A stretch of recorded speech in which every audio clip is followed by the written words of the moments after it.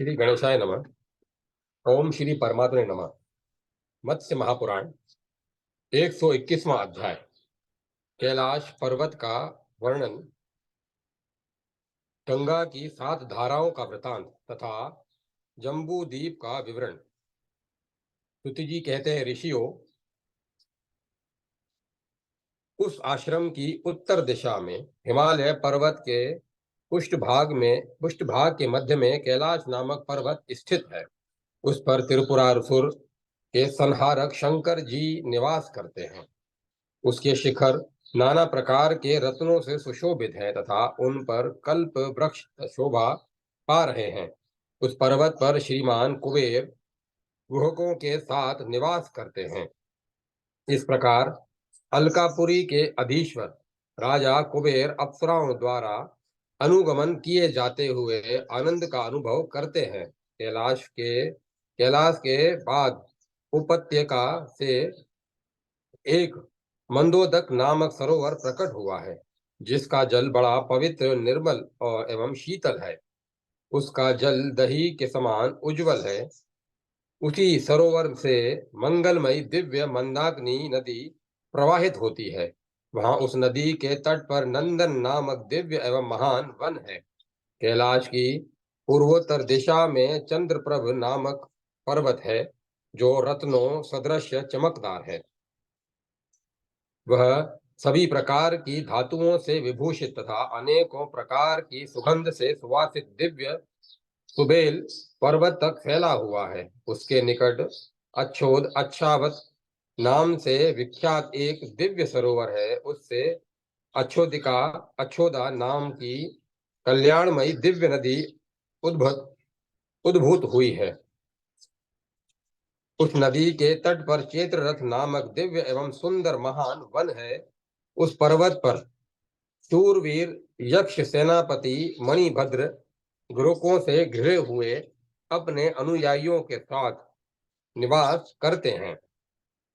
पुण्यमयी मंदाकिनी तथा कल्याणकारिणी स्वच्छेदा, ये दोनों नदियां पृथ्वी मंडल के मध्य भाग में से प्रवाहित होती हुई महासागर में मिली हैं। कैलाश के दक्षिण पूर्व दिशा में लाल वर्णमाला हेम श्रृंग नामक एक विशाल पर्वत है। वह दिव्य सुवेल पर्वत तक फैला हुआ है।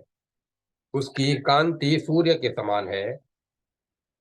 वह मंगलप्रद पर्वत सभी प्रकार की औषधियों से संपन्न तथा मैनशील नामक धातु से परिपूर्ण है। उसके पाद प्रांत में एक विशाल दिव्य सरोवर है, जिसका नाम लोहित है। वह पुण्यमय लोहित्य ब्रह्मपुत्र नामक महान नद का उद्गम स्थान है। उस नद के तट पर विशोक नामक एक दिव्य एवं विस्तृत वन है। उस पर्वत पर मणिधर नामक यह यक्ष इंद्रियों को वश में करके परम धार्मिक एवं सौम्य स्वभाव वाले गुरुकों के साथ निवास करता है।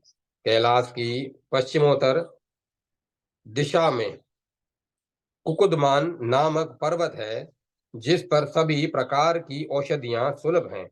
वह अजन जैसा काला तथा 3 शिखरों से सुशोभित है। उस कुकुदमान पर्वत पर भगवान रुद्र के गण कुकुदमी नंदीकेश्वर की उत्पत्ति हुई है।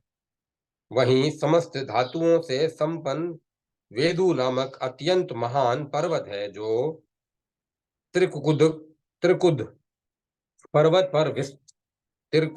तक विस्तृत है। उसके पाद परांत में सिद्धों द्वारा सेवित एक महान दिव्य मानस सरोवर है।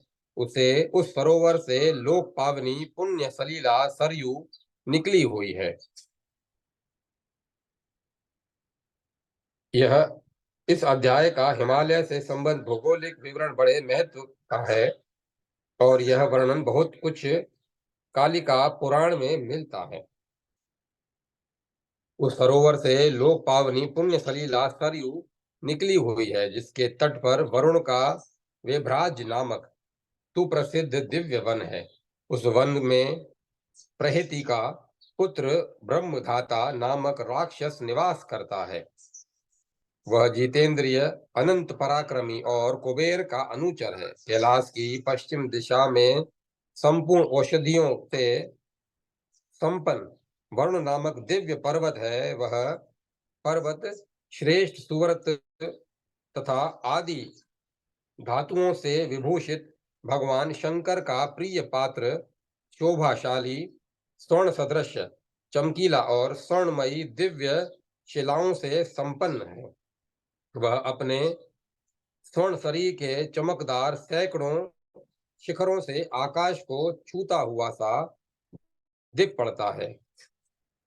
वहीं श्रृंगवान नामक एक महान दिव्य पर्वत है जो समृद्धशाली एवं दुर्गम है। उस पर्वत पर धूम्रलोचन भगवान शिव निवास करते हैं। उस पर्वत के पाद प्रांत में शैलोद नामक सरोवर है। उसी से मंगलमयी पुण्योतया शैलोद शैलाद शैलोद का नाम की नदी प्रभावित होती है। उसे चक्षुषी भी कहते हैं। वह उन दोनों पर्वतों के बीच में बहती हुई पश्चिम सागर में जा मिली है।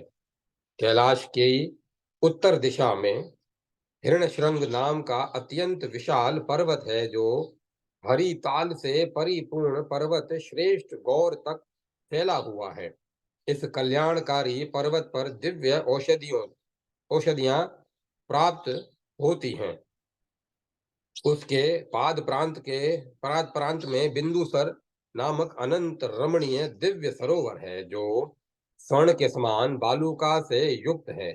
यही पर राजऋषि भगीरथ ने मेरे पूर्वज गंगा जल से हड्डियों के अभिषिक्त हो जाने पर स्वर्गलोक को चले जाएं, इस भावना से भावित होकर गंगा को भूतल पर लाने के लिए बहुत वर्षों तक तप करते हुए निवास किया था। इसीलिए त्रिपथ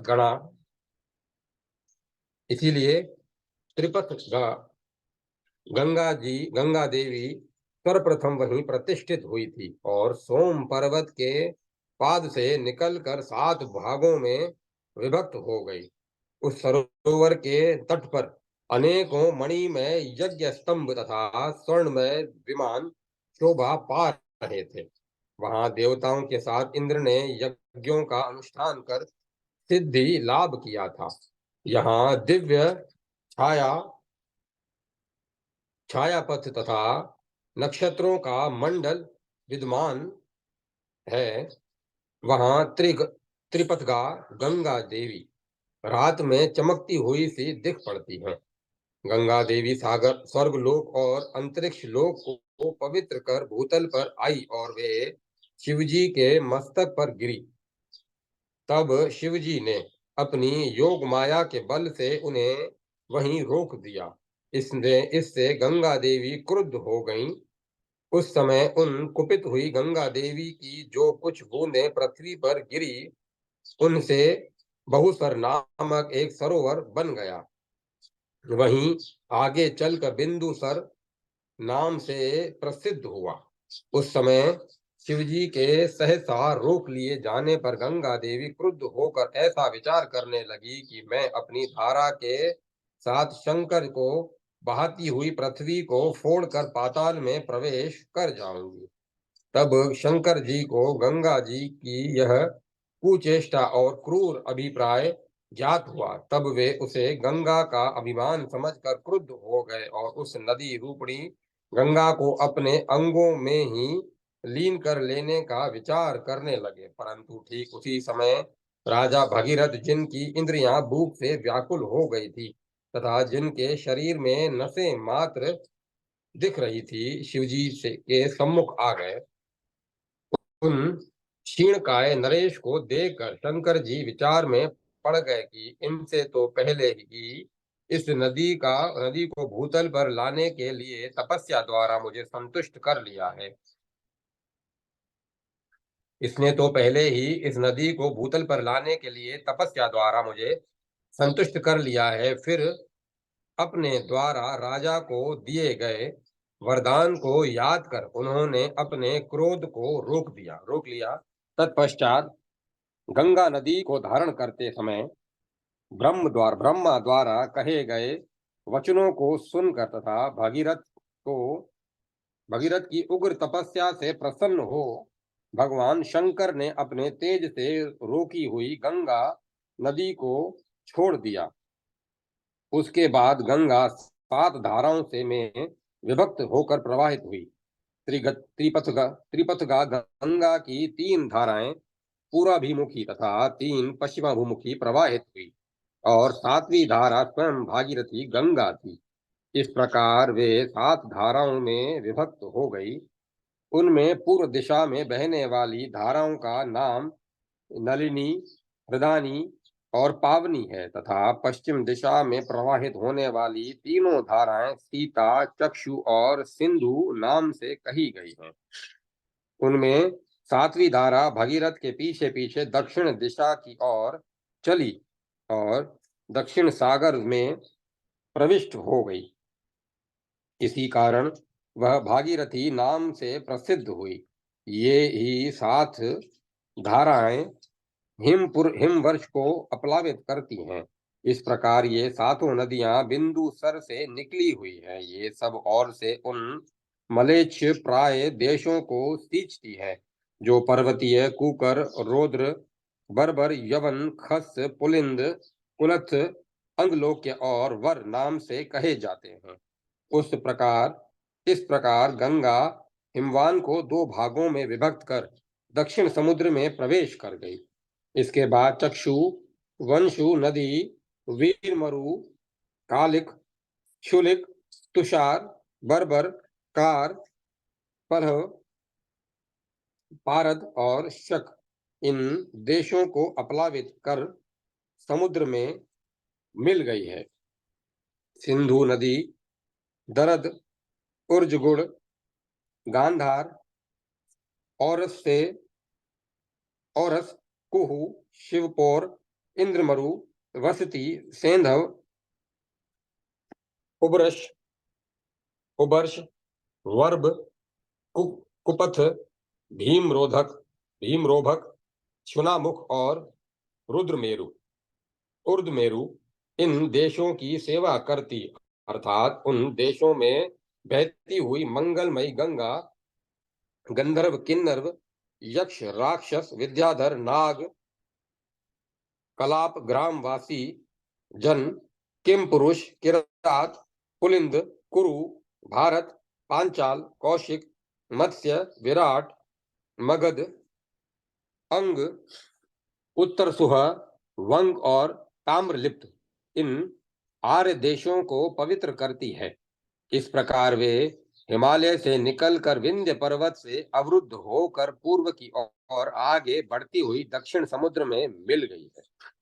इसी प्रकार पुण्यतोया हृदयनी जो पूर्वाभिमुखी प्रभावित होती हुई उपका, निषाद, धीवर, ऋषिक, नीलमुख, केकर, अनेक कर्ण, किरात, कालंजर, विकर्ण, कौशिक और सर्वभौमक इन सभी देशों को सींचती हुई समुद्र मंडल के तट पर पहुंचकर उसमें लीन हो गई।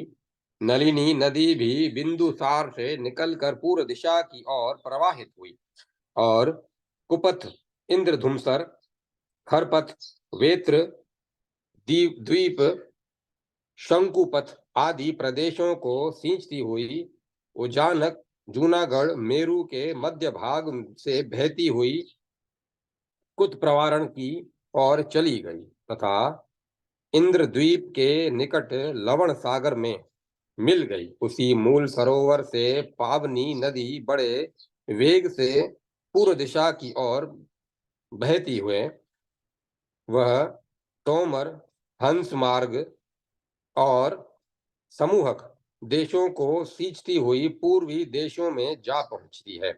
वहां अनेकों प्रकार से पर्वत को विदीर्ण करके कर्ण प्रवारण में पहुंचकर अश्वमुख देश में चली जाती है। इसके बाद मेरु पर्वत को सींचती हुई विद्याधरों के लोक में जाकर शेमी मंडल कोष्ठ नामक महान सरोवर में प्रवेश कर जाती है। इनकी छोटी बड़ी सैकड़ों हजारों सहायक नदियां भी हैं जो पृथक पृथक इन्हीं में आकर मिली हैं।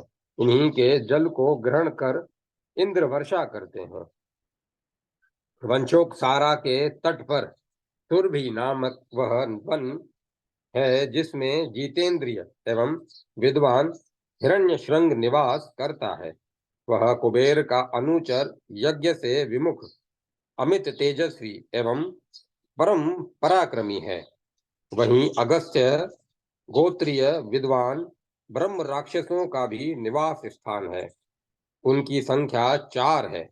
वे चारों कुबेर के अनुचर हैं जो उसी हिरण्यश्रृंग के आश्रम में रहते हैं। इसी प्रकार पर्वत निवासियों की सिद्धि समझनी चाहिए। वह धर्म, काम और अर्थ के अनुसार परस्पर दोगुना फल देने वाली होती है। हेमकुट पर्वत के पृष्ठ भाग पर जो सर्पों का सरोवर बतलाया जाता है, उसी से सरस्वती और ज्योतिषमती नाम की 2 नदियां निकली हैं। वे क्रमशः पूर्व और पश्चिम समुद्र में जाकर मिली हैं। पर्वत श्रेष्ठ निषद पर विष्णुपद नामक सरोवर है जो उसी पर्वत के अग्रभाग से निकला हुआ है। वे दोनों नाग और विष्णुपद सरोवर गंधर्वों के अनुकूल है। मेरु के पार्श्व भाग से चंद्रप्रभ नामक महान सरोवर तथा पुण्य सलीला जम्बू नदी निकली है। जम्बू नदी में जम्बू नद नामक स्वर्ण पाया जाता है। वही पयोद और पुंडरीक वन नामक 2 सरोवर और हैं जिनका जल क्रमशः नील और श्वेत है। इन पुंडरीक और पयोद सरोवर से 2 सरोवर और प्रकट हुए हैं। उनमें एक सरोवर से निकला हुआ सर उत्तर मानस नाम से प्रसिद्ध है। उससे मृग्या और मृगकांता नाम की 2 नदियां निकली हैं। कुरु देश में सागर के समान आघात एवं विस्तृत 12 हृद हैं जो कमलों और मछलियों से भरे रहते हैं। वे वे जय नाम से विख्यात हैं। उनसे शांति और मधवी नाम की 2 नदियां निकली हैं। किम पुरुष आदि जो 8 वर्ष हैं, उनमें इंद्रदेव वर्षा नहीं करते, अपितु वहां की बड़ी बड़ी नदियां ही अन्नोत्पादक जल को प्रवाहित करती है। बलाहक, ऋषभ, चर्क और मैनाक, ये चारों पर्वत क्रमशः चारों दिशाओं में लवण सागर तक फैले हुए हैं। चंद्रकांत, द्रोण तथा समूहान, इन पर्वतों का विस्तार उत्तर दिशा में महासागर तक है। चर्क, बधिरक और नारद, ये पर्वत पश्चिम दिशा में फैले हुए हैं। इनका विस्तार महासागर तक है। जिमुत, द्रावण, मैनाक और इंद्र, ये महापर्वत दक्षिण दिशा में दक्षिण समुद्र तक विस्तृत है। दक्षिणापथ के समुद्र में चर्क और मैनाक पर्वत के मध्य में संवर्तक नामक अग्नि का निवास है। वह उस सागर के जल को पीता है। समुद्र में निवास करने वाला औरव नामक अग्नि है। उसे बड़वाग्नि कहते हैं, जिसका मुख घोड़ी के समान है। वह भी समुद्र के जल को सोखता रहता है। पूर्व काल में जब इंद्र पर्वतों का पच्छेदन कर रहे थे, उस समय ये चारों पर्वत इंद्र के भय से भीत होकर लवण सागर में भागकर छिप गए थे। ये पर्वत चंद्रमा के शुक्ल पक्ष में आने पर दिखते हैं एवं कृष्ण पक्ष आने पर समुद्र में डूब जाते हैं। भारतवर्ष में जो भेद दिख पड़ते हैं, उनका वर्णन यहाँ किया गया। अन्य वर्षों का वर्णन अन्यत्र किया जा चुका है। इन वर्षों में प्रत्येक वर्ष एक दूसरे की अपेक्षा उत्तरोत्तर गुणों में अधिक है। इन वर्षों में सभी प्राणी विभाग पूर्वक आरोग्य और आयु के प्रमाण से तथा धर्म, काम और अर्थ से युक्त होकर निवास करते हैं। उन सभी वर्षों में उन प्राणियों की अनेकों जातियां भी हैं। इस प्रकार इस विश्व एवं उस जगत में, जिस जगत को धारण करती हुई पृथ्वी स्थित है। इस प्रकार श्री मत्स्य महापुराण के भुवन कोश वर्णन में जम्बू द्वीप वर्णन नामक 121वां अध्याय संपूर्ण हुआ। जय माता सरस्वती। जय मां सरस्वती। 122वां अध्याय। शाक द्वीप, कुश द्वीप, क्रोंच द्वीप और शालमल द्वीप का वर्णन। सुत जी कहते हैं, द्विजवरों, अब मैं शाक द्वीप का निश्चित रूप से यथार्थ वर्णन कर रहा हूँ। आप लोग मेरे कथनानुसार शाक द्वीप के विषय में जानकारी प्राप्त कर शाक द्वीप का विस्तार जम्बू द्वीप के विस्तार से 2 गुना है और चारों ओर से उसका फैलाव विस्तार से भी तिगुना है। उस द्वीप से यह लवण सागर घिरा हुआ है। शाक द्वीप में अनेकों पुण्यमय जनपद हैं। वहां के निवासी लंबी आयु भोग कर मरते हैं। भला उन क्षमाशील एवं तेजस्वी जनों के प्रति दुर्भिक्ष की संभावना कहाँ से हो सकती है। इस द्वीप में भी मणियों से विभूषित श्वेत रंग के 7 पर्वत हैं। शाक द्वीप आदि उन द्वीपों के में 7 पर्वत हैं जो चारों दिशाओं में सीधे फैले हुए हैं। ये ही वहां वर्ष पर्वत कहलाते हैं। ये रत्नकार आदि नामक वर्ष पर्वत जय ऊंचे शिखरों से युक्त तथा वृक्षों से संपन्न है। ये द्वीप विस्तार के परिमाण की समानता से में चारों दिशाओं में फैले हुए हैं और एक और क्षीर सागर तक तथा दूसरी और लवण सागर तक पहुंच गए हैं। अब मैं शाक द्वीप के 7 द्वीप महापर्वतों का वर्णन कर रहा हूँ।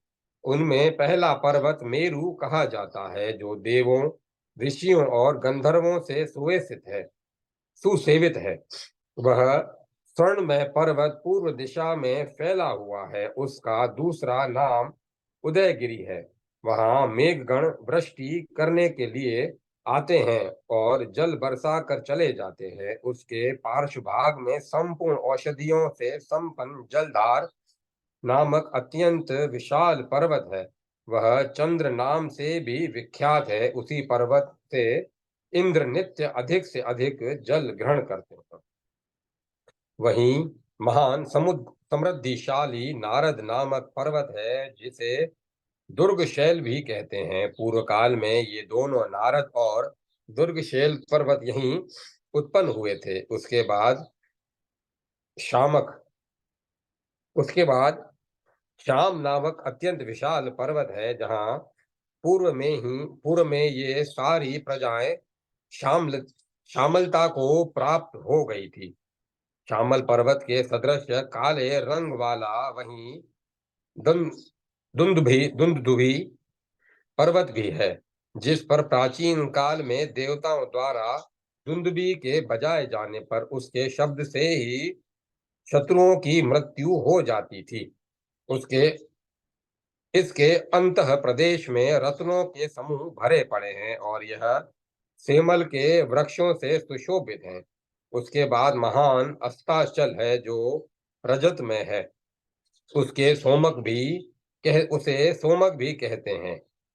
इसी पर्वत पर पूर्व काल में गरुड़ ने अपनी माता के हितार्थ देवताओं द्वारा संचित किए गए अमृत का अपहरण किया था। उसके बाद आम्बिके नामक महापर्वत है, जिसे सुमना भी कहते हैं। इसी पर्वत पर वराह भगवान ने हिरण्याक्ष का वध किया था। अंबिके पर्वत के बाद संपूर्ण औषधियों से परिपूर्ण एवं स्फटिक की शिलाओं से व्याप्त परम रमणीय महान पर्वत है, जो विभ्राज नाम से विख्यात है। इससे अग्नि विशेष उद्दीप्त होती है। इसी कारण इसे विभ्राज कहते हैं। इसी को केशव भी कहते हैं। यहीं से वायु की गति आरंभ होती है। द्विजवरों, अब मैं उन पर्वतों के वर्षों का यथार्थ रूप से नाम निर्देशानुसार अनुपूर्वी वर्णन कर रहा हूं। सुनिए। जिस प्रकार वहां के पर्वत 2 नाम वाले हैं, उसी तरह वर्षों के भी दो दो नाम है। उदय पर्वत के वर्ष उदय और जलधार नाम से प्रसिद्ध हैं।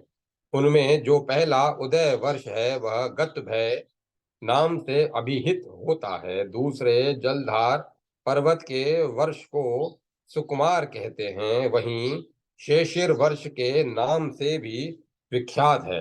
नारद पर्वत के वर्ष का नाम कोमार है, उसी को सोखोदय भी कहते हैं। श्याम पर्वत का वर्ष अनिचक्र नाम से कहा जाता है। उसी मंगल में वर्ष को मुनिगण आनंदक नाम से पुकारते हैं। सोमक पर्वत के कल्याण में वर्ष को कुसुमोत्कर नाम से जानना चाहिए। उसी सोमक नाम वाले वर्ष को असित भी कहा जाता है। अंबिके पर्वत के वर्ष मैनाक और हेमक नाम से प्रसिद्ध हैं। सातवें केसर पर्वत के वर्ष का नाम विभ्राज है। वहीं ध्रुव नाम से भी कहा जाता है। शाक द्वीप का विस्तार तथा लंबाई चौड़ाई जम्बू द्वीप के परिमाण से अधिक है, यह ऊपर बतला चुके हैं। इस द्वीप के मध्य भाग में शाक नाम का एक महान वनस्पति है। इस द्वीप की प्रजाएं महापुरुषों को अनुगमन करने वाली है महापुरुषों का अनुगमन करने वाली है। इन वर्षों में देवता गंधर्व सिद्ध और चारण विहार करते हैं और उनकी रमणीयता देखते हुए प्रजाओं के साथ क्रीड़ा करते हैं। इस द्वीप के चारों वर्णों की प्रजाओं से संपन्न सुंदर जनपद है। इसमें प्रत्येक वर्ष में समुद्रगामिनी 7 नदियां भी हैं और वे सभी 2 नामों वाली हैं। केवल गंगा 7 प्रकार की बतलाई जाती है। मंगलमयी एवं पुण्य सलीला प्रथमा गंगा सुकुमारी नाम से कही जाती है। यही नदी अनुतप्ता नाम से भी प्रसिद्ध है। दूसरी गंगा तपसिद्धा सुकुमारी है, ये ही सती नाम से भी प्रसिद्ध है। तीसरी गंगा नंदा और पावनी नाम से विख्यात है। चौथी गंगा शिबिका है। इन्हीं को द्विविधा द्विविधा भी कहा जाता है। इक्षु को 5वीं गंगा समझना चाहिए। उसी प्रकार पुनः इन्हें कुहू भी कहते हैं। छठी गंगा वेणुका और अमृता नाम से प्रसिद्ध है। 7वीं गंगा को सुकृता और गभस्ती कहा जाता है। कल्याण में जल से परिपूर्ण एवं महान भाग्यशालिनी ये 7 गंगाएं शाक द्वीप के प्रत्येक वर्ष के सभी प्राणियों को पवित्र करती है।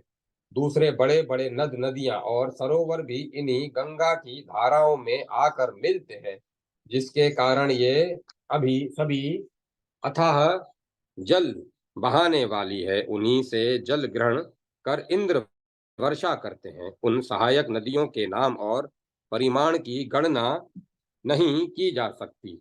ये सभी श्रेष्ठ नदियां पुण्यतोया हैं। इनके तट पर निवास करने वाले जनपद वासी सदा हर्षपूर्वक इनका जल पीते हैं। उनके तट पर स्थित शांतमय प्रमोद शिव आनंद सुख शेमक और नव ये 7 विश्व विख्यात देश हैं। यहाँ वर्ण और आश्रम के धर्मों का सुचारू रूप से पालन होता है। यहाँ के सभी निवासी निरोग बलवान और मृत्यु से रहित होते हैं।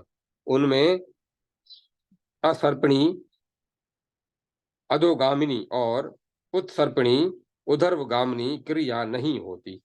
वहां कहीं भी चारों युगों द्वारा की गई युग व्यवस्था नहीं है। वहां सदा त्रेता युग के समान ही समय वर्तमान रहता है।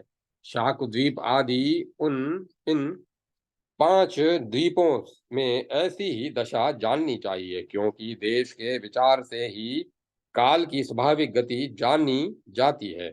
उन द्वीपों में कहीं भी वर्ण एवं आश्रम जन्य संकर नहीं पाया जाता। इस प्रकार धर्म का परित्याग न करने के कारण वहीं की प्रजा एकांत सुख का अनुभव करती है। उनमें न तो माया छल कपट है न लोभ, तब भला ईर्ष्या, असूया और भय कैसे हो सकता है। उनमें धर्म का विपर्य भी नहीं देखा जाता। धर्म तो उनके लिए स्वाभाविक कर्म माना गया है। उन पर काल का कोई प्रभाव नहीं पड़ता। वहां न तो दंड का विधान है, न कोई दंड देने वाला ही है। वहां के निवासी धर्म के ज्ञाता हैं, अतः वे स्वधर्मानुसार परस्पर एक दूसरे की रक्षा करते रहते हैं। कुश नामक द्वीप अत्यंत विशाल मंडल वाला है। उसके चारों ओर नदियों का जल प्रवाहित होता रहता है। वह बादल सदृश रंग वाले संपूर्ण धातुओं से युक्त होने के कारण रंग बिरंगे तथा मणियों और मूंगों से विभूषित पर्वतों द्वारा घिरा हुआ है। उसमें चारों ओर विभिन्न आकार वाले रमणीय जनपद तथा फूल फलों से लदे हुए वृक्षों में समूह शोभायमान हो रहे हैं। वह धन धान्य से परिपूर्ण है।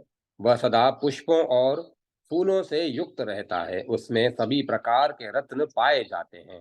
वह सर्वत्र ग्रामीण एवं जंगली पशुओं से भरा हुआ है। उस कुश द्वीप का संक्षेप में अनुपूर्वी वर्णन सुनिए।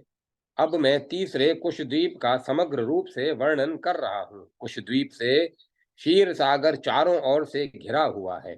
यह शाक द्वीप के दो गुने विस्तार से युक्त है। यहाँ भी रत्नों की खानों से युक्त 7 पर्वत जानना चाहिए।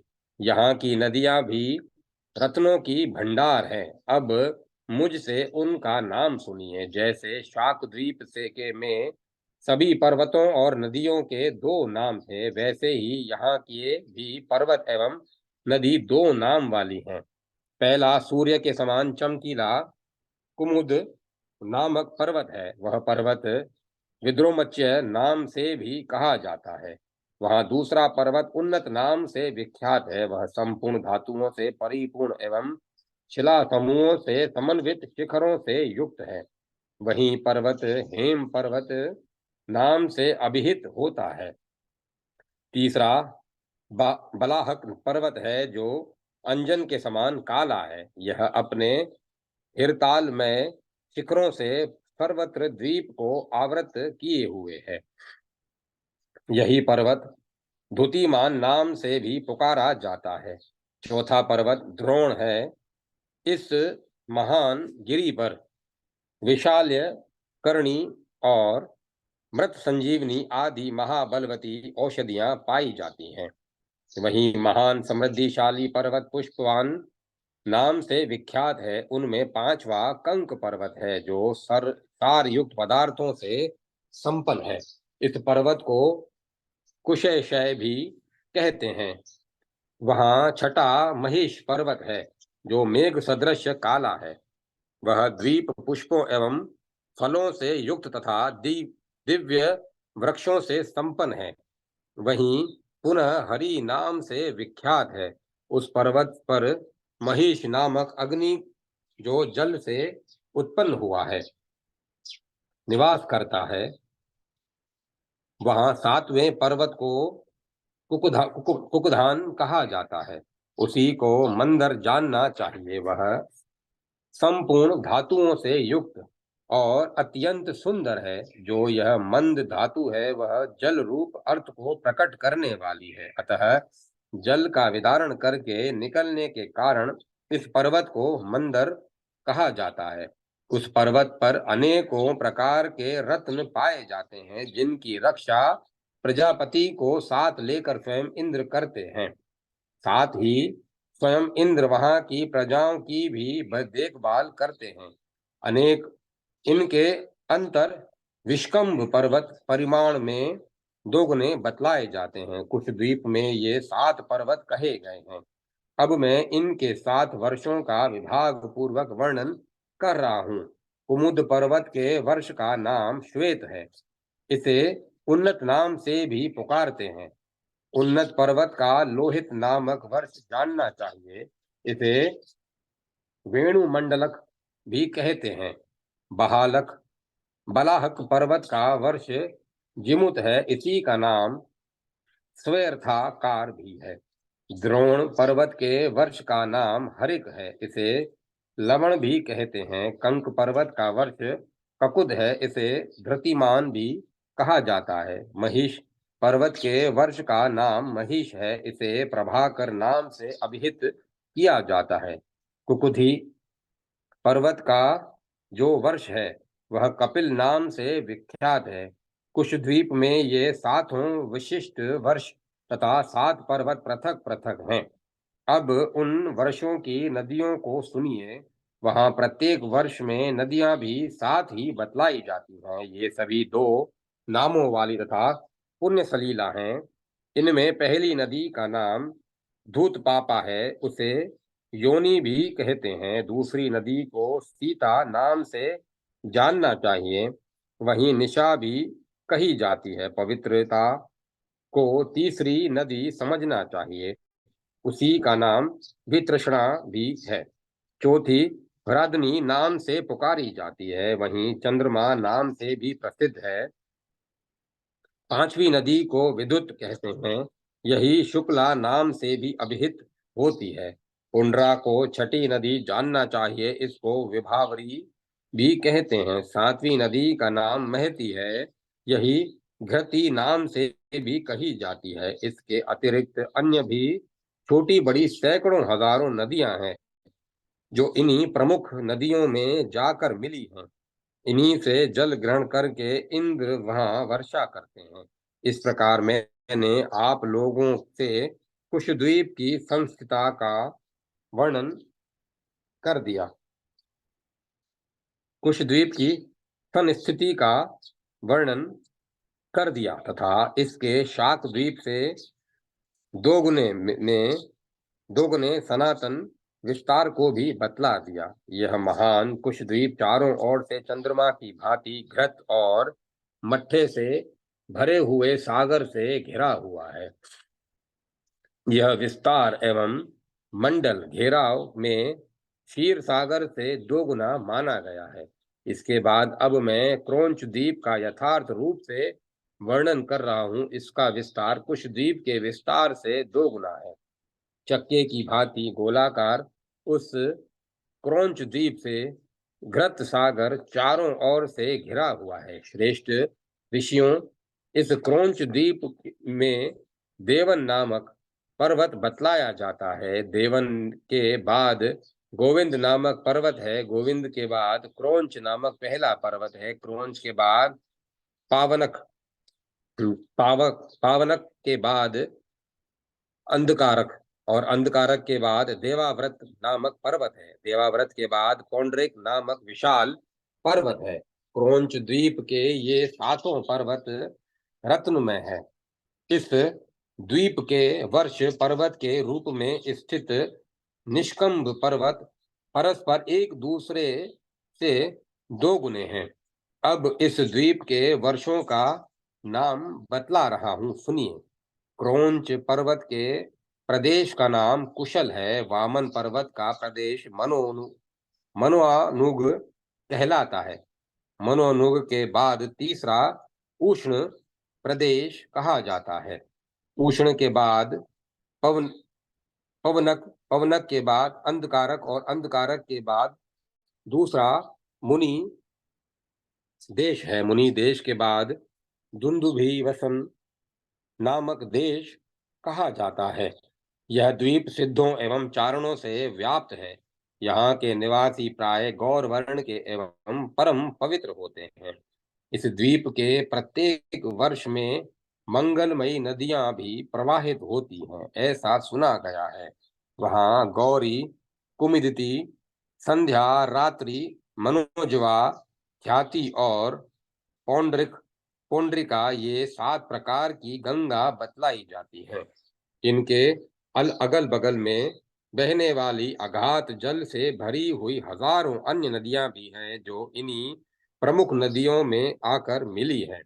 उन पर्वतीय प्रदेशों की सर्वथा अनुपूर्वी स्वाभाविकी स्थिति का तथा वहां की प्रजाओं की सृष्टि एवं संहार का विस्तार पूर्वक वर्णन सैकड़ों वर्षों में भी नहीं किया जा सकता। इसके बाद मैं शालमल द्वीप का वर्णन कर रहा हूँ। सुनिए, शालमल द्वीप क्रोंच द्वीप के विस्तार से 2 गुना है। यह घृत मंडोदक सागर को घेर कर स्थित है। इसमें पुण्यमय जनपद है। वहाँ के निवासी क्षमाशील और तेजस्वी होते हैं तथा दीर्घायु का उपभोग कर मृत्यु को प्राप्त होते हैं। वहाँ अकाल की कोई संभावना ही नहीं। वहाँ पहले पर्वत का नाम सुमना है और जो सूर्य के समान चमकीला होने के कारण पीले रंग का है। इसके बाद दूसरा कुंभमय नामक पर्वत है। उसका दूसरा नाम सर्वमुख है। वह दिव्य औषधियों से संपन्न है। तीसरा स्वर्ण संपन्न एवं भ्रमर के पंख के समान रंग वाला रोहित नामक विशाल पर्वत है। यह पर्वत श्रेष्ठ दिव्य है। सुमना पर्वत का देश कुशल एवं दूसरे सर्व सुख पर्वत का देश सुखोदय है, जो सभी सुखों को उत्पन्न करने वाला है। तीसरे रोहित पर्वत का प्रदेश रोहिण नाम से विख्यात है। वहां अनेकों प्रकार के रत्नों की खाने हैं, जिनकी रक्षा प्रजापति को साथ लेकर स्वयं इंद्र करते हैं और वे ही प्रसन्नता पूर्वक वहां की प्रजाओं के लिए कार्य का विधान करते हैं। वहां न तो मेघ वर्षा करते हैं, न शीत एवं उष्ण की ही अधिकता रहती है। इन तीनों द्वीपों में वर्णाश्रम की चर्चा चलती रहती है, अर्थात यहाँ वर्णाश्रम का पूर्ण रूप से प्रचार है। यहाँ न ग्रहगण है, न चंद्रमा है और न यहाँ के निवासियों में ईर्ष्या, असूया और भय ही देखा जाता है। यहाँ पर्वतों से झरते हुए जल ही अन्न के उत्पादक हैं। वहाँ के निवासियों के लिए षट रस युक्त भोजन स्वयं ही प्राप्त हो जाता है। उनमें न तो ऊंच नीच का भाव है, न लोभ और न परिग्रह, दान लेने की प्रवृत्ति ही है। वे निरोग एवं बलवान होते हैं तथा एकांत सुख का उपभोग करते हैं। वे लोग 30,000 वर्ष तक की मानसी सिद्धि को प्राप्त होकर सुख, दीर्घायु, सुंदर रूप, धर्म और ऐश्वर्य का उपभोग करते हुए जीवन यापन करते हैं। कुश, क्रोंच और शालमल, इन तीनों द्वीपों में यही स्थिति समझनी चाहिए। इस प्रकार मैं इन तीनों द्वीपों की शुभमयी विधि का विवरण बतला चुका। इस शालमल द्वीप का मंडल घेरा 2 गुने परिमाण वाले सरोद सागर से चारों ओर चक्र की भांति गोलाकार घिरा हुआ है। इस प्रकार श्री मत्स्य महापुराण में भुवन कोश वर्णन प्रसंग में द्वीप वर्णन नामक 122वां अध्याय संपूर्ण हुआ। 123वां अध्याय गोमेदक द्वीप और पुष्कर द्वीप का वर्णन। सुत जी कहते हैं, तपोधन ऋषियों, अब मैं छठे गोमेदक द्वीप का वर्णन कर रहा हूँ। गोमेदक द्वीप से स्वरोदक सागर घिरा हुआ है। इसका विस्तार शालमल द्वीप के विस्तार से 2 गुना है। उस द्वीप में उच्च शिखरों वाले 2 पर्वत हैं, ऐसा जानना चाहिए। उनमें पहले का नाम सुमना है। यह पर्वत अंजन के समान काले रंग से सुशोभित है। दूसरा पर्वत कुमुद नाम वाला है, जो सभी प्रकार की औषधियों से संपन्न स्वर्णमय शोभाशाली और वृषादि की समृद्धियों से युक्त है। यह गोमेदक द्वीप छठे सरोद सागर की अपेक्षा 2 गुने परिमाण वाले इशु रसोद सागर से घिरा हुआ है। इसमें घात की और कुमुद नामक 2 अत्यंत विस्तृत प्रदेश हैं, जो हव्यपुत्र नाम से विख्यात हैं। सुमना पर्वत का जो प्रथम वर्ष है, उसी को धातकी खंड कहते हैं। यही धातकी नामक प्रथम पर्वत का प्रथम वर्ष कहलाता है। गोमेद नाम से जो वर्ष कहा गया है उसी को सर्वमुख भी कहते हैं। इसके बाद दूसरे कुमुद पर्वत का प्रदेश भी कुमुद नाम से विख्यात है। ये दोनों पर्वत अन्य सभी पर्वतों से ऊंचे हैं। इस गोमेदक द्वीप के पूर्व भाग में सुमना नामक पर्वत स्थित है जो पूर्व से पश्चिम समुद्र तक फैला हुआ है। इसी कारण इस द्वीप के पश्चिमार्ध भाग में कुमुद नामक पर्वत स्थित है। इन पर्वतों के चरण प्रांतों से वह प्रदेश दो भागों में विभक्त हो गया है। इस द्वीप का दक्षिणार्ध भाग धातकी खंड कहलाता है तथा इसके उत्तरार्ध भाग में कुमुद नामक दूसरा श्रेष्ठ वर्ष है। गोमेदक द्वीप के ये दोनों प्रदेश अत्यंत विस्तृत माने जाते हैं। इसके बाद अब मैं सातवें सर्वोत्तम द्वीप का वर्णन कर रहा हूँ जो पुष्करों कमलों से व्याप्त होने के कारण पुष्कर नाम से प्रसिद्ध है। यह परिमाण में गोमेदक द्वीप से 2 गुना है और इक्षुरसोदक सागर को घेर कर स्थित है। पुष्कर द्वीप में चित्रसानु विचित्र शिखरों वाला नामक शोभाशाली महान पर्वत है। यह अनेकों चित्र विचित्र मणिमय शिखरों तथा शिला समूहों से सुशोभित है। यह महान पर्वत चित्रसानु द्वीप के पूर्वार्ध भाग में स्थित है। यह महान गिरी 27 योजन विस्तार और 24 योजन ऊंचा है। इस द्वीप के पश्चिमार्ध भाग में समुद्र तट पर मानस नामक पर्वत स्थित है जो पूर्व दिशा में निकले हुए चंद्रमा के समान शोभायमान है। यह 50,000 योजन ऊंचा है। मानस पर्वत के पूर्वार्ध में स्थित रहते हुए भी इसका पुत्र महावित नामक पर्वत द्वीप के पश्चिमार्ध भाग की रक्षा करता है। इस प्रकार यह दूसरे 2 भागों में विभक्त कहा जाता है। पुष्कर द्वीप स्वादिष्ट जल वाले महासागर से घिरा हुआ है। यह विस्तार एवं मंडल घेराव में गोमेदक द्वीप से 2 गुना है। इस द्वीप के अंतः स्थित प्रदेशों के मानव 30,000 वर्ष तक जीवित रहते हैं। इनमें वृद्धावस्था का प्रवेश नहीं होता। वे स्वाभाविक रूप से युवा अवस्था निरोगता अत्यधिक सुख और मानसिक सिद्धि से युक्त होते हैं। तीनों द्वीपों में सर्वत्र सुख दीर्घायु और सुंदर रूप की सुलभता रहती है। उनमें ऊंच नीच का भाव नहीं होता। पराक्रम और रूप की दृष्टि से ये एक तुल्य होते हैं। इनमें न कोई वध करने योग्य होता है और न मारने वाला ही पाया जाता है। उनमें ईर्ष्या असूया भय लोभ दंभ द्वेष और संग्रह का नाम तक नहीं है। उनमें सत्य असत्य एवं धर्म अधर्म का विवाद वर्णाश्रम की चर्चा पशुपालन व्यास व्यवसाय खेती त्रिविद्या दंड नीति शत्रुओं या अपराधियों को दंड देकर वश में करने की नीति नौकरी और परस्पर दंड विधान भी नहीं पाया जाता। वहां न तो वर्षा होती है न नदियां ही हैं और सर्दी गर्मी भी नहीं पड़ती।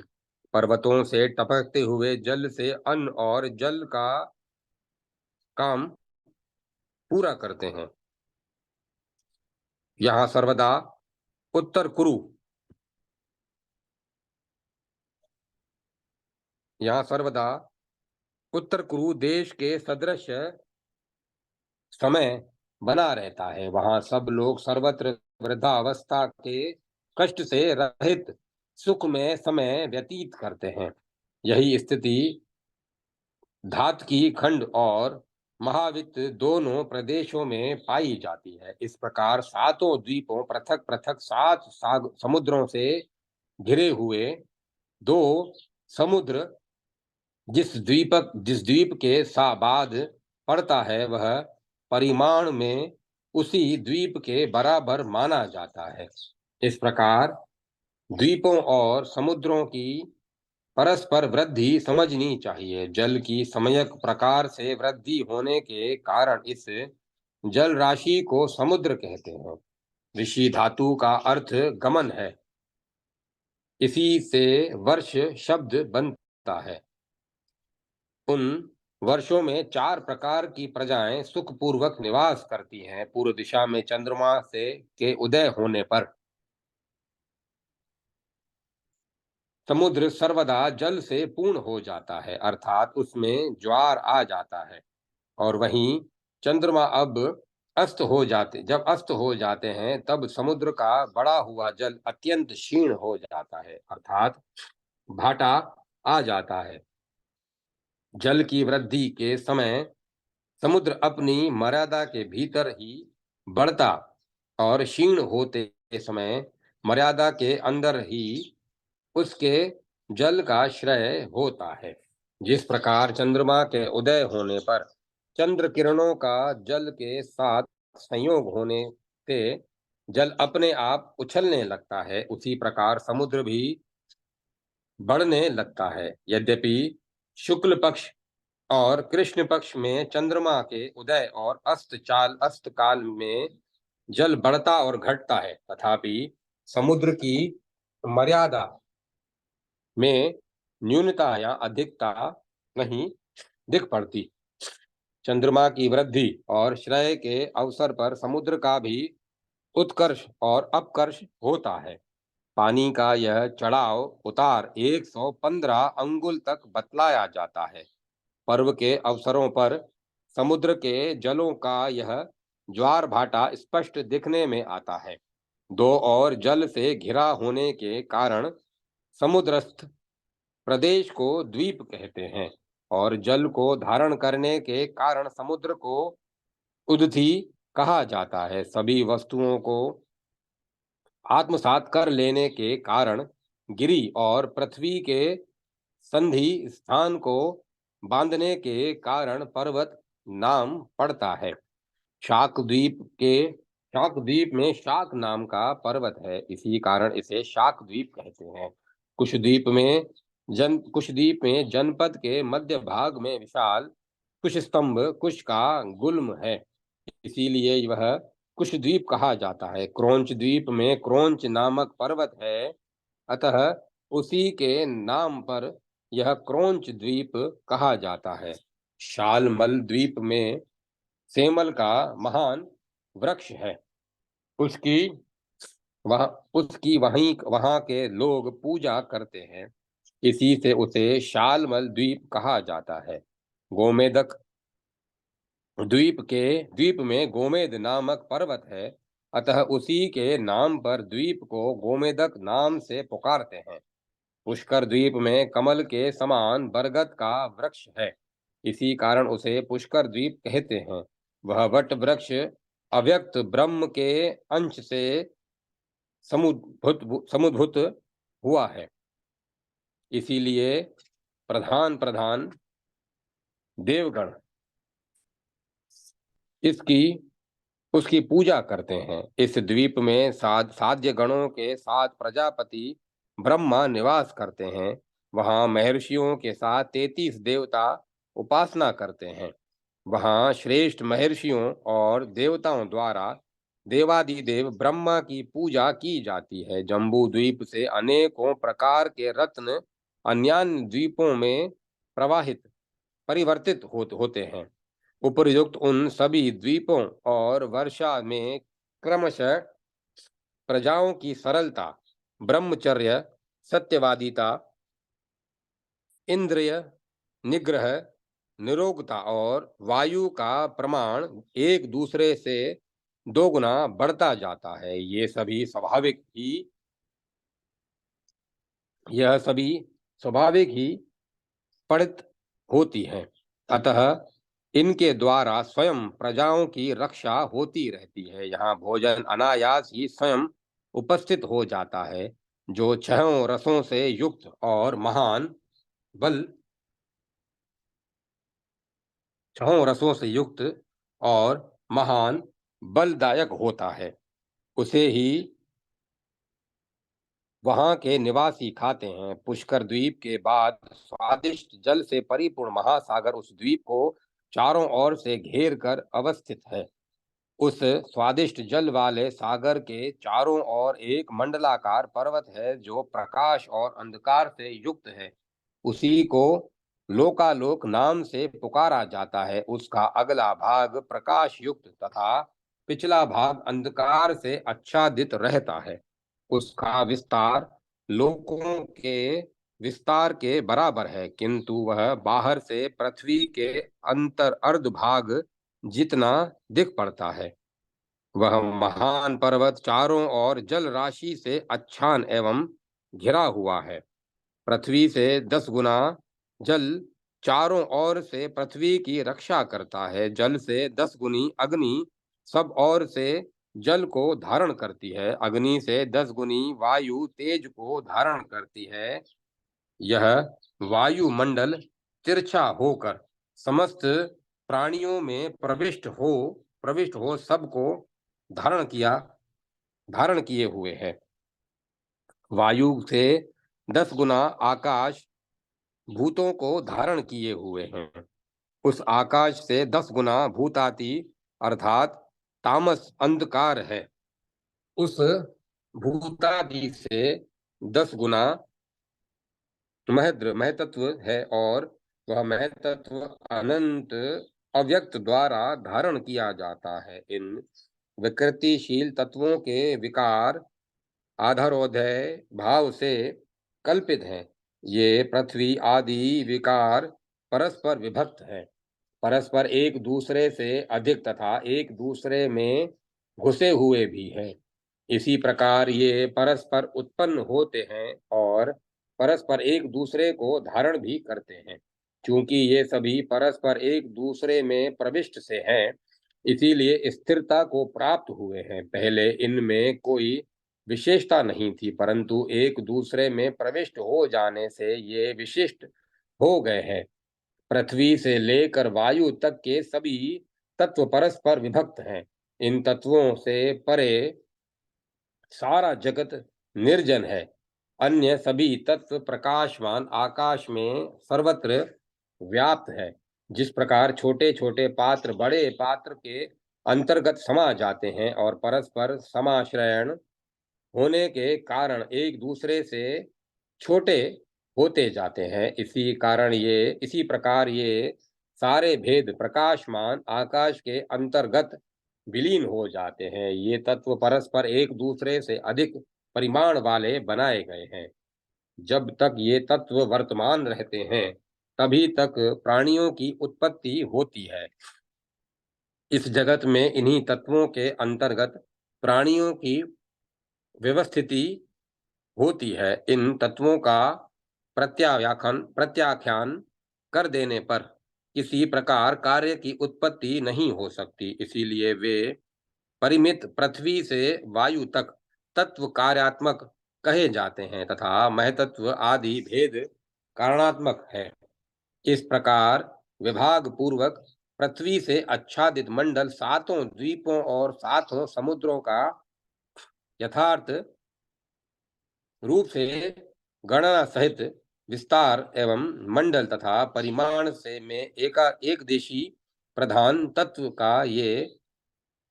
का इसे विश्व रूप जानना चाहिए। राजन, मैंने इस मंडल का यहाँ तक सम्यक प्रकार से वर्णन कर दिया, क्योंकि मंडल के वृतांत को यहाँ तक ही सुनना चाहिए। इस प्रकार श्री मत्स्य महापुराण के भुवन कोश वर्णन प्रसंग में सप्तद्वीप निवेशन नामक 123वां अध्याय संपूर्ण हुआ। जय माता सरस्वती। जय मां सरस्वती।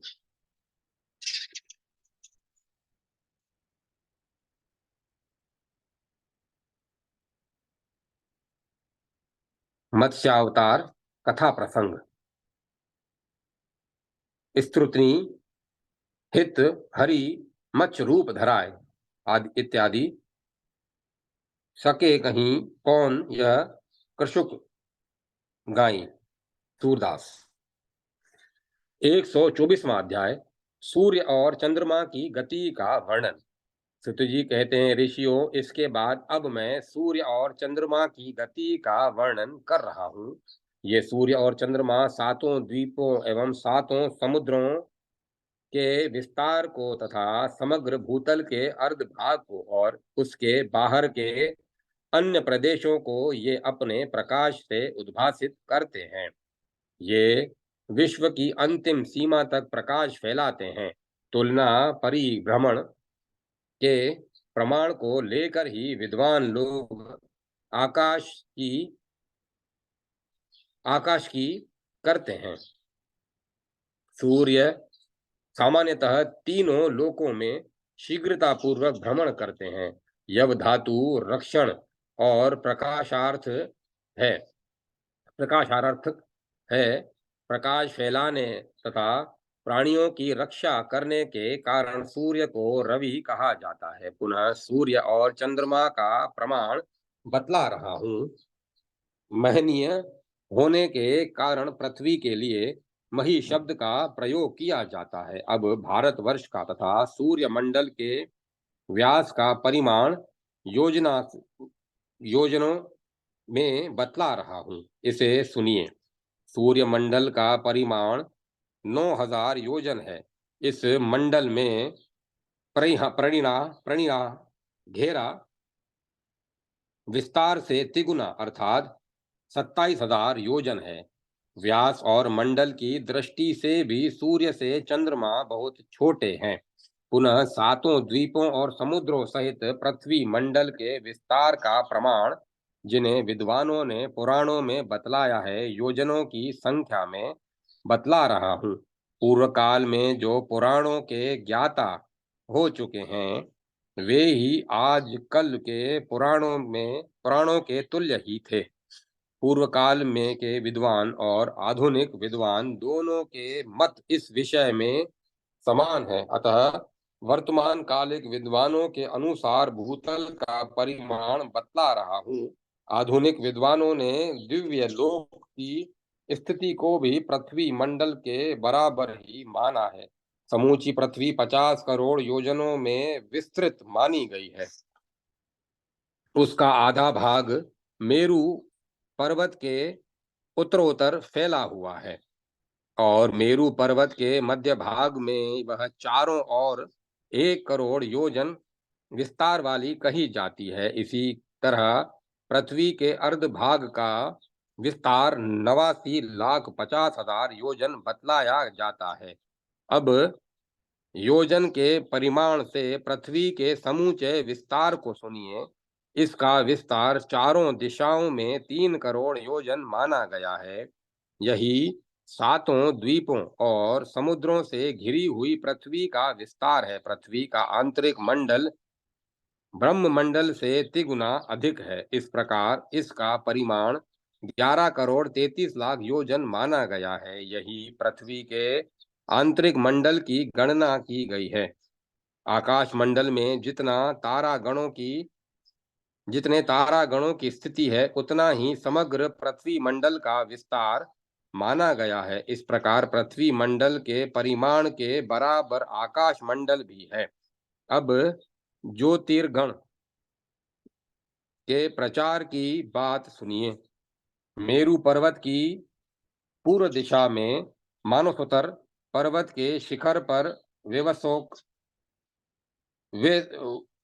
वसवोक सारा नाम की महेंद्र की पुण्यमयी नगरी है, जो स्वर्ण से सुसज्जित है। पुनः मेरु की दक्षिण दिशा में मानस पर्वत के पृष्ठभाग से संयमनी पुरी है, जिसमें सूर्य के पुत्र यमराज निवास करते हैं। पुनः मेरु की पश्चिम दिशा में मानस पर्वत के शिखर पर बुद्धिमान वरुण की सुखा नाम की रमणीय पुरी है। मेरु की उत्तर दिशा में मानस पर्वत के शिखर पर महेंद्रपुरी के समान चंद्रदेव की विभावरी पुरी है। इसी मानसोत्तर पर्वत के पृष्ठभाग की चारों दिशाओं में लोकपाल गण धर्म की व्यवस्था और लोकों की रक्षा करने के लिए स्थित हैं। दक्षिणायन के समय सूर्य इन लोकपालों से ऊपर होकर भ्रमण करते हैं। दक्षिण दिशा का आश्रय लेने पर सूर्य की जैसी गति होती है उसे सुनिए। दक्षिणायन काल में सूर्य छोड़े गए बाण की तरह शीघ्र गति से चलते हैं। ये वे ज्योतिष चक्र को सदा साथ लिए रहते हैं। इस कारण भ्रमण करते हुए जिस समय सूर्य अमरावतीपुरी में पहुंचते हैं उस समय वे गगन मंडल के मध्य भाग में रहते हैं, अर्थात मध्याह्न होता है। उसी समय वे यमराज की संयमनीपुरी में उदित होते हुए और विभावरी नगरी में अस्त होते हुए दिखते हैं तथा सदा नगरी में सुखा नगरी में आधी रात होती है। इस प्रकार जब सूर्य मध्याह्न काल में यमराज की संयमनीपुरी में पहुंचते हैं तब वरुण की सुखा नगरी में उगते हुए महेंद्र की वस्वोकारा अमरावतीपुरी में अस्त होते हुए दिखते हैं तथा विभावरीपुरी में आधी रात होती है। जब दोपहर के समय सूर्य वरुण की सुखा नगरी में पहुंचते हैं तब चंद्रदेव की पुरी विभावरी में उदय होते हैं। जब सूर्य महेंद्र की अमरावतीपुरी में उदय होते हैं तब वरुण की सुखा नगरी में अस्त होते दिखते हैं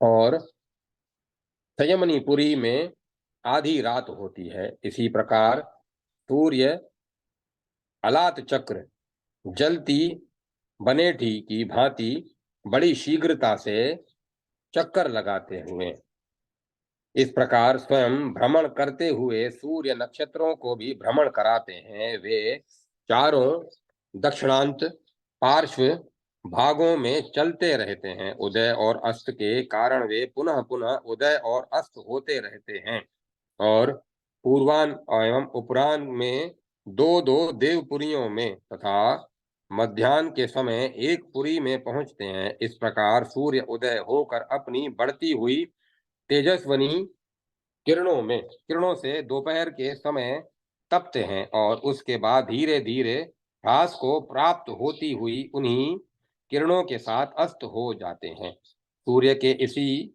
उदय और अस्त से पूर्व और पश्चिम दिशा का ज्ञान होता है। यूं तो सूर्य जैसे पूर्व दिशा में तपते हैं उसी तरह पश्चिम तथा पार्श्व भाग उत्तर और दक्षिण में भी प्रकाश फैलाते हैं, परंतु उन दिशाओं में जहां सूर्य का उदय दिखता है वहीं उदय स्थान कहलाता है तथा जिस दिशा में सूर्य अदृश्य हो जाते हैं उसे अस्त स्थान कहते हैं। मेरु पर्वत सभी पर्वतों से उत्तर तथा लोकालोक पर्वत स्थित दिशा में स्थित है। लोकालोक पर्वत दक्षिण दिशा में स्थित है। इसीलिए सूर्य के बहुत दूर हो जाने तथा पृथ्वी की छाया से आवृत होने के कारण इनकी किरणें अवरुद्ध हो जाती हैं। इसी कारण सूर्य रात में नहीं दिख पड़ते। इस प्रकार जो लाख किरणों से सुशोभित सूर्य जब पुष्कर द्वीप के मध्य भाग में पहुंचते हैं तब वहां ऊंचाई पर स्थित होने के कारण दिख पड़ते हैं। सूर्य एक मुहूर्त 2 घड़ी में पृथ्वी के 30वें भाग तक पहुंच जाते हैं। उनकी गति का प्रमाण योजनों के हजारों की गणना में सुनिए। सूर्य की एक मुहूर्त की गति का परिमाण 31,50,000 योजन से भी अधिक बतलाया जाता है। इसी क्रम से जब सूर्य दक्षिण दिशा में जाते हैं तब वहां 6 महीने तक भ्रमण करने के पश्चात पुनः 7वें मास में उत्तर दिशा की ओर लौटते हैं। दक्षिणायन के समय सूर्य पुष्कर द्वीप दक्षिणायन के समय सूर्य पुष्कर द्वीप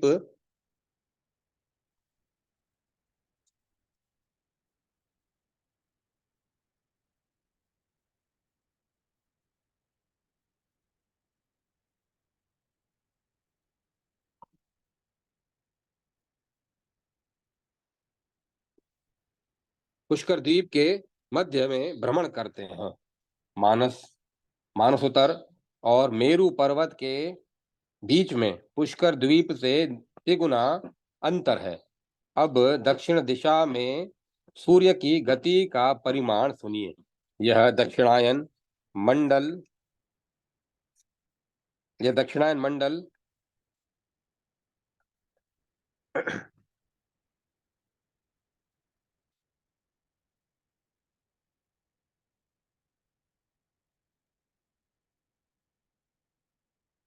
यह दक्षिणायन मंडल 9 करोड़ 45 लाख योजन विस्तृत बतलाया गया है। यह सूर्य की एक दिन रात की गति है। दक्षिणायन से निवृत्त होकर जब सूर्य विषुव खगोलीय विषुपद व्रत और क्रांति व्रत का कटान बिंदु स्थान पर स्थित होते हैं, तब वे क्षीर सागर की उत्तर दिशा में भ्रमण करते हैं। अब विषुपन मंडल का परिमाण योजनों के में सुनिए। यह विषुपन मंडल 3 करोड़ 21 लाख योजन के परिमाण वाला है। श्रवण नक्षत्र में जब सूर्य उत्तर दिशा में चले जाते हैं, तब वे गोमेद द्वीप के बाद वाले द्वीप की उत्तर दिशा में भ्रमण करते हैं। अब उत्तर दिशा के मंडल का तथा दक्षिण और उत्तर के मध्य भाग का प्रमाण क्रमशः सुनिए। इसके मध्य में जरद्व, उत्तर में एरावत और दक्षिण में वैश्वानर नामक स्थान सिद्धांततः निर्दिष्ट किए गए हैं। उत्तर दिशा में सूर्य के मार्ग को नागविथि तथा दक्षिण दिशा के मार्ग को अजविथि कहते हैं। दोनों आषाढ़ अर्थात पूर्वाषाढ़, उत्तराषाढ़ और मूल ये तीनों अजविथि है। अभिजीत, श्रवण और स्वाति ये तीनों नागविथि है। अश्वनी, भरणी और कृतिका ये तीनों नागविथि नाम से प्रसिद्ध है। रोहिणी, आर्द्रा और मृगशिरा भी नागविथि कहलाते हैं। पुष्य, शैलेशा और पुनर्वसु ये तीनों एरावती विधि कहे जाते हैं। ये तीनों विधियां उत्तर दिशा का मार्ग कहलाती हैं। पूर्वा फाल्गुनी, उत्तरा फाल्गुनी और मघा ये तीनों आर्ष भी विधि हैं। पूर्व भाद्रपद, उत्तर भाद्रपद और रेवती ये तीनों गोविथी नाम से पुकारे जाते हैं। श्रवण, धनिष्ठा और शतभिक्षा ये तीनों जर विधि है। ये तीनों विधियां मध्यम मार्ग कहलाती हैं। हस्त, चित्रा और स्वाति ये तीनों अजविधि कहलाते हैं। ज्येष्ठा, वैशाखा, अनुराधा ये मृगविधि कहलाते हैं। मूल, पूर्वाषाढ़ और उत्तराषाढ़ ये वैश्वानर विधि है। ये तीनों विधियां दक्षिण मार्ग में बतलाई गई हैं। अब उत्तर और दक्षिण दोनों दिशाओं का अंतर योजनाओं में बतला रहा हूं। ये दोनों दिशाओं का अंतर 31,03,600 योजन बतलाया जाता है। अब उत्तरायण और दक्षिणायन काल में दोनों दिशाओं और दोनों रेखाओं का अंतर योजनाओं में परिणित करके बतला रहा हूं, सुनिए। इसमें उनमें एक से दूसरे का अंतर 71,25,000 योजन है। सूर्य दोनों दिशाओं और रेखाओं के बाहरी और भीतरी भाग में चक्कर लगाते हैं। यह सूर्य मंडल सदा उत्तरायण में मंडलों के भीतर और दक्षिणायन में बाहर के चक्कर लगाता है। उत्तर दिशा में विचरते हुए सूर्य 180 मंडलों के भीतर से गुजरते हुए उन्हें पार करते हैं। अब मंडल का प्रमाण योजनाओं की गणना से सुनिए। इसका परिमाण 18,058 योजन बतलाया जाता है। इस मंडल का व्यास तिरछा जानना चाहिए। सूर्य दिन भर कुम्हार के चाक की तरह नाभि मंडल पर चक्कर लगाते हैं। सूर्य की भांति चंद्रमा भी वैसा ही भ्रमण करते हैं। इसी प्रकार दक्षिणायन से भी सूर्य चाक की तरह शीघ्रता पूर्वक चलते हुए उसे पार करते हैं। इसी कारण वे इतनी विस्तृत भूमि को थोड़े ही समय में पार कर जाते हैं।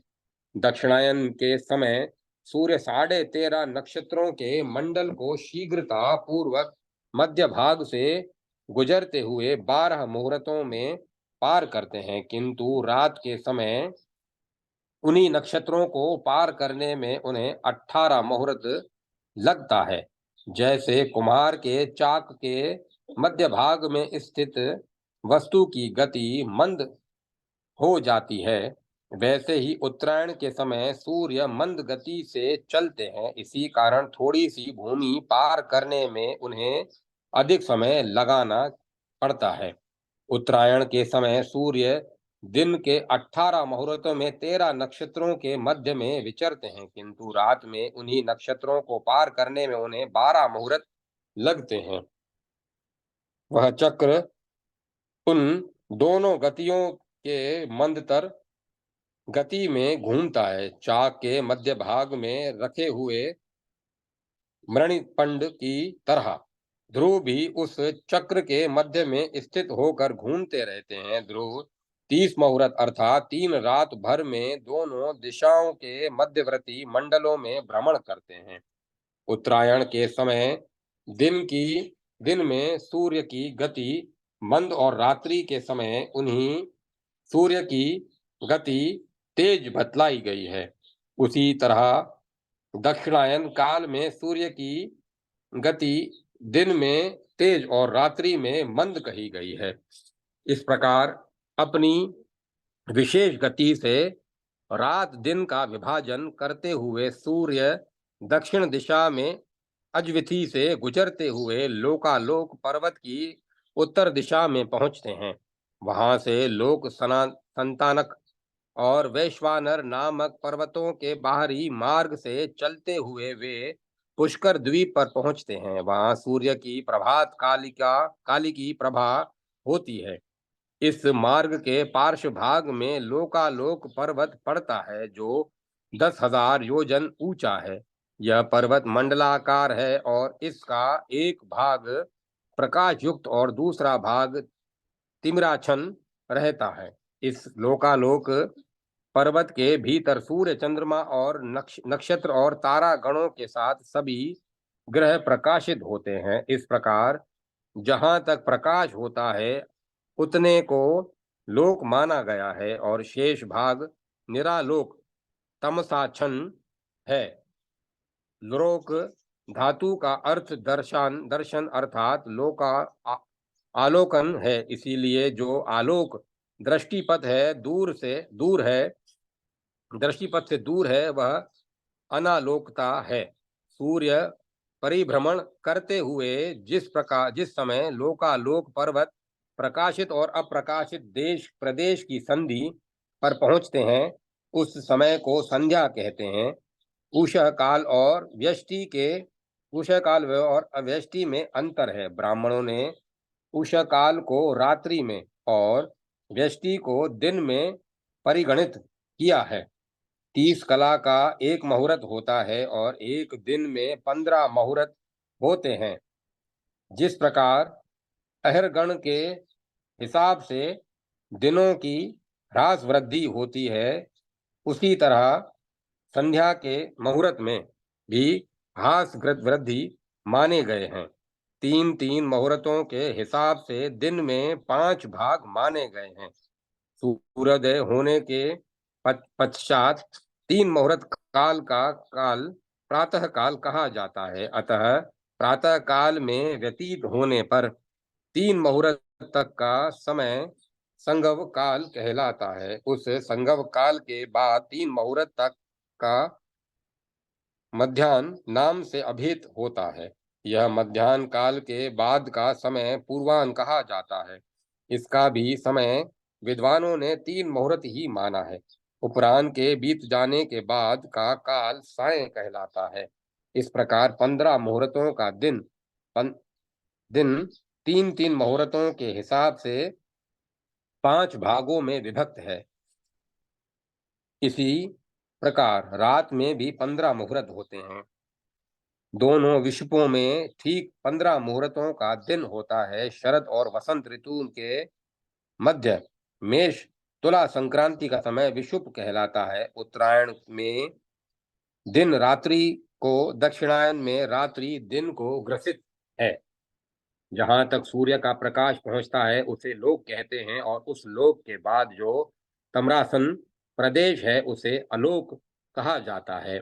इसी लोक और अलोक के मध्य में स्थित लोकालोक पर्वत पर चारों लोकपाल महाप्रलय पर्यंत निवास करते हैं। उनके नाम है वेराज, सुधामा, प्रजापति, कर्दम, प्रजंत, पर्जन, पर्जन्य, हृण्या, रोमा और राजस, केतुमान। ये सभी लोकपाल सुख दुख आदि द्वंद्व, अभिमान, आलस्य और परिग्रह से रहित होकर लोकालोक के चारों दिशाओं में स्थित हैं। लोकालोक पर्वत का जो उत्तरी शिखर है वह अगस्त शिखर कहलाता है। देवऋषिगण इसका सेवन करते हैं। वह वैश्वानर मार्ग से बाहर है और पितृयाण मार्ग के नाम से प्रसिद्ध है। उस पितृयाण मार्ग पर प्रजाभिलाषी, अग्निहोत्री तथा लोगों को संतान प्रदान करने वाले ऋषिगण निवास करते हैं। राजन, लौकिक कामनाओं से युक्त वे ऋषिगण अपने आशीर्वाद के प्रयोग से प्राणियों द्वारा आरंभ किए गए कर्म को सफल बनाते हैं। उनका मार्ग दक्षिणायन में है। वे प्रत्येक युग में अपनी उग्र तपस्या तथा धर्म शास्त्र की मर्यादा द्वारा मर्यादा से स्खलित हुए धर्म की पुनः स्थापना करते हैं। इनमें जो पहले उत्पन्न हुए थे वे अपने से पीछे उत्पन्न होने वाले के घरों में जन्म लेते हैं, और पीछे उत्पन्न होने वाले मृत्यु के पश्चात पूर्वजों के ग्रह में चले जाते हैं। इस प्रकार वे प्रलय पर्यंत आवागमन के चक्कर में पड़ते रहते हैं। इन क्रियानिष्ठ ग्रस्त ऋषियों की संख्या 28,000 है। वे ये सूर्य के दक्षिण मार्ग का आश्रय लेकर प्रलय पर्यंत स्थित रहते हैं।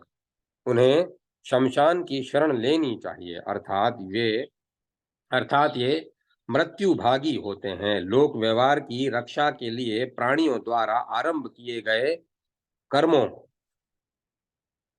प्राणियों द्वारा आरंभ किए गए कर्मों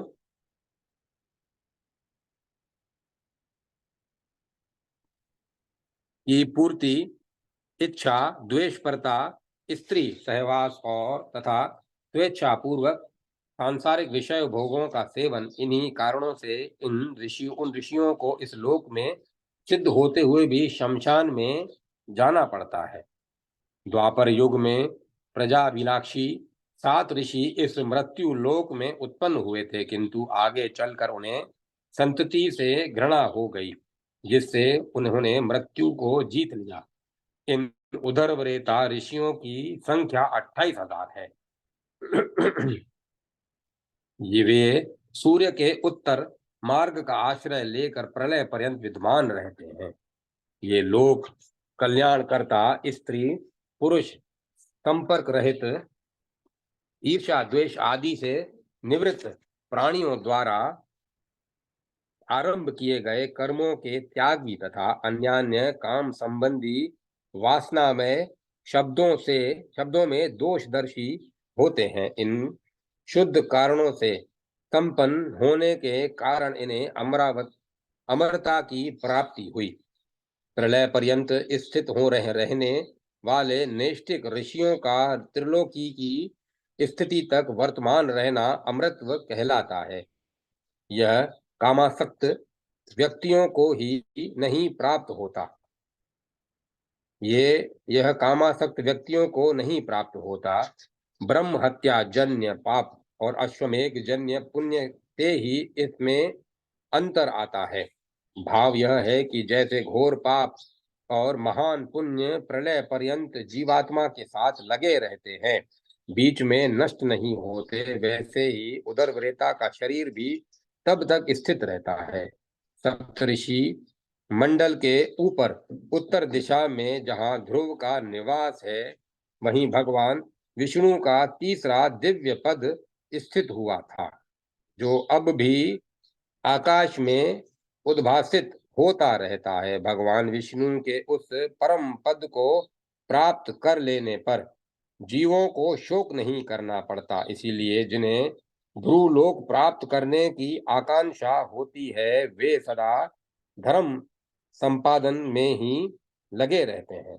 इस प्रकार श्री मत्स्य महापुराण में भुवन कोश वर्णन प्रसंग में चंद्र सूर्य भुवन विस्तार नामक 124वां अध्याय संपूर्ण हुआ। जय माता सरस्वती, जय मां सरस्वती। ओम नमः शिवाय, ओम नमो नारायण, ओम नमो भगवते वासुदेवाय, ओम तत्सत, ओम तत्सत, ओम सत।